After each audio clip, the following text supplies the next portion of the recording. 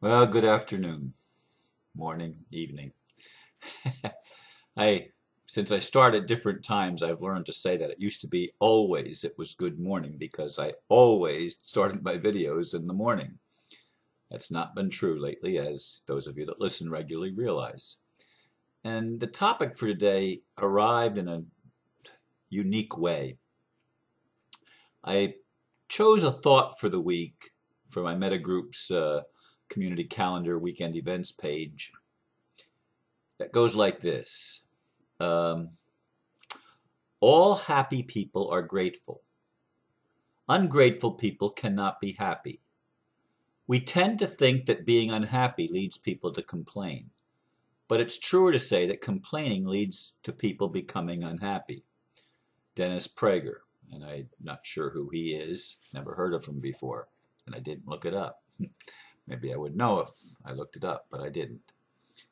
Anyway, I almost was going to title this the Grateful Complainer, because I read, the saying came to mind, you wouldn't be happy if you didn't have something to complain about.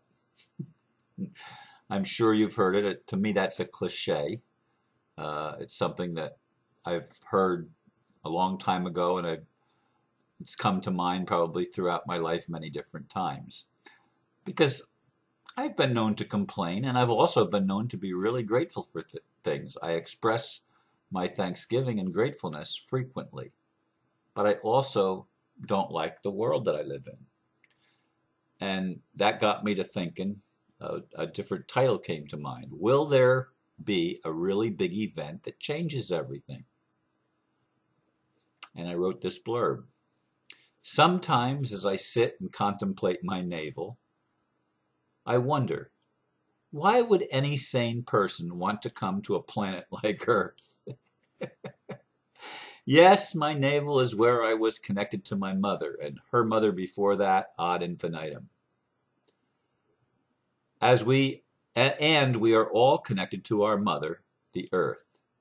That's the physical reality many choose to call an illusion. What an illusion it is.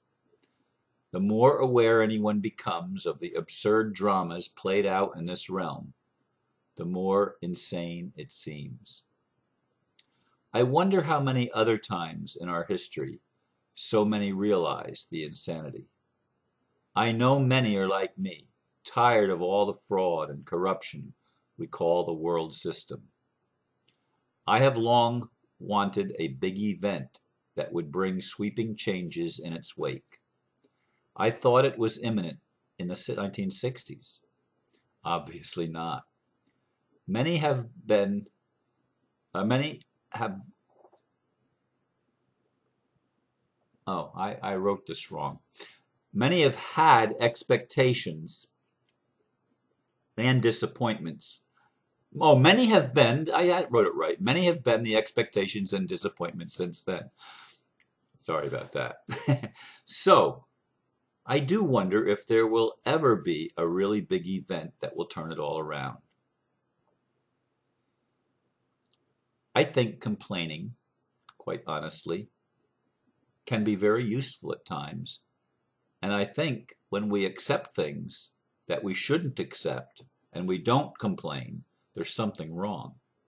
I honestly believe that if more people would complain about the injustices and the inconsistencies and the incongruities and the outright fraud and deception of our mainstream media, of our huge financial institutions, of our educational institutions, of our governments, of our commercial system at large, if we would raise our voices in loud complaint, I think that change could probably happen a lot faster. Now, I'm grateful that I'm awake and that I can see things in the world that need to be changed. I'm glad that I mean, I wasn't really much awake in 1960s. I was looking for the rapture to come. I was looking for Jesus to come back and take his church home. That was the change that I was expecting. Well, I don't even believe there's going to be a rapture at this point in time, and I believe that the second coming as described in my theological training, in my Bible training, if you will, I believe that that's a total made-up BS story. I don't believe it's going to happen. I do believe there's going to be a second coming, but not in the way that it's depicted in the Bible and in our Christian fundamentalist theology. I believe it's happening by the divine or the Christ within us waking up. And as the Christ in us wakes up, we become aware of the inconsistencies. We become aware of things that just don't resonate. They're not, because they're not true. And we become ungrateful, if you will, for the system of the world, because it is a system of fraud. And yet at the same time, at another level of consciousness, we become grateful that it was so bad that we woke up. We finally were able to see it. Whereas most of the time it's just slowly getting worse and worse and worse, and people don't see. But something triggered a mass awakening, and we're realizing that the frog in the pot, the water was starting to boil, and we're realizing it, and we're learning how to turn down the heat to some degree. Not the big event yet, but it is stepping in that direction, moving in that direction to bring substantial change. Yet the dark forces, the lying forces, the insane psychopathic ingredients, as in the Illuminati and the Cabal, still operate.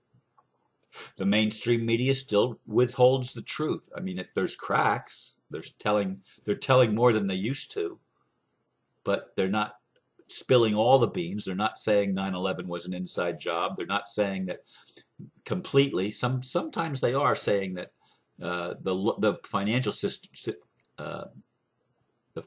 system is a fraud. There are people that are reporting that actually on mainstream media, and of course our wonderful friend Karen Hudas has been blowing the whistle on the banking structure, and then there's the Thrive people with Foster Gamble and crew. So there's a lot of people that are, quote, mainstream people that are starting to tell the truth, which is a really, really positive sign. But it's still not the big event that collapses the fraudulent system. And I don't care. I mean, somebody said the big change isn't going to be some geopolitical event or even some cosmic event, as in some comet or something like that. The big change that we're waiting for is the change inside of us. Well, I agree that is extremely important. However, I don't believe that will happen with the masses as long as the system that we've known remains in power. Again, the environment that encourages growth is love. And our world is not loving. I mean, I have friends that continue to face extreme challenges, sometimes threat of losing their home. People have lost their jobs. Relationships have come apart. There's a lady that I don't know her well, but I know of her. They had a big benefit concert for her on Saturday, and because she's been fighting cancer, and if I'm not mistaken, she died on Sunday, yesterday. And of course, this video is for Tuesday, but in any case, she's just one of many that are facing a battle with cancer or other diseases that there's a cure for, but the mainstream media doesn't recognize the cure, and therefore people are dying unnecessarily that could otherwise be cured. There's a whole bunch of things like that, a whole bunch of technologies that are actually antiquated, that we have better technologies that would serve humanity in a much more beneficial way, that are being held back by the people that want to keep the system going. And one of the videos that I watched, which I shared as my video of the week, is government explained. And I think I might have mentioned that on a previous video. I'm not sure if I did or not. But it was an ET coming in to a random human being and saying, I don't remember the first question, but tell me about what it's like here on Earth. And he says, what do you mean? Should I take you to our leader? You have a leader? I remember that part of it. Why would you have a leader? Don't you know who you are? That's basically the truth of it. We forgot who we were, which is why the world got the way it got. And why insane people that also don't know who they are got to be in charge, because that was our shadow element that was showing us back the part that we were rejecting. And we were ignorant and we went along for the ride, but we're not doing that anymore. We're looking for the big event. Benjamin Fulford keeps saying it's going to be a geopolitical thing. I've looked for Nasara. I looked for the Republic to be reinstated. And Benjamin Fulford talks about, reclaiming the American Republic, indeed, and reclaiming the republics all over the world and make every nation a republic on the planet, because a republic is the only thing that serves the truth. That's the only thing that serves the minority. Democracy does not serve the minority. It serves only the majority. So democracy is a weakened form of government. What we need is a democratic republic, one in which the people do have a say, and where people have elections to voice their opinion, so that we can get the real pulse of what humanity is thinking and what the citizens, if you will, are actually thinking. But what's it going to take to bring down the cabal? Because until they are brought down, we cannot really, yes, we're advancing individual by individual and in small groups and stuff like that, but overall, the majority still is asleep. They're brainwashed, they're programmed. We've all been there, so I'm not pointing a finger and saying they, because it's us. But some of us have awakened, and we have to be complaining that the system continues when there's so many people awake. What the heck is going on? What's it going to take to change everything? Many people voted for Obama because it was change you can believe in. Well, he hasn't brought us an iota of change that I can tell. I mean, he's just part of the same corrupt system that existed under Bush and under Clinton and under Bush and under Reagan and under Carter, and go all the way back to Kennedy. Kennedy was the last one that really tried to do something positive for the people by having the United States Treasury issue its own money and not stop borrowing it from the Federal Reserve. There is no need to borrow money from any central bank. That's fraud, that's corruption, it's a Ponzi scheme, it's insane. And as long as we let the banks control the corporate system itself is insane. To allow people to have that much power as in heads of multinational corporations without accountability is criminal. It's criminally insane. Everybody is accountable for his or her actions, period. That's cosmic law. What we sow, we reap, and what we put out, we get back. It is a boomerang, and there's a boomerang effect. So when is the boomerang going to come back and knock these people out that have been trying to knock out the whole earth? When is that going to happen? What's it going to take? Will it be this, what is it? That comet that they're talking about, it starts with an I, S-O-N, I guess. Ison, yeah, Ison, I-Sun, okay, Ison. I was right the first time, but it just didn't sound right to me.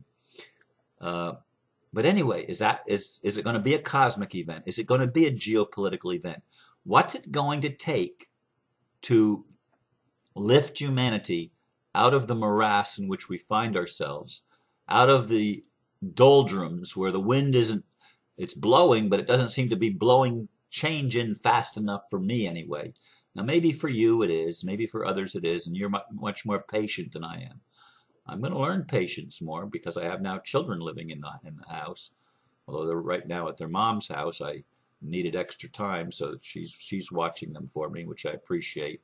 But in any case, not their mom. Did I say their mom? I meant their grandmom, my ex-wife.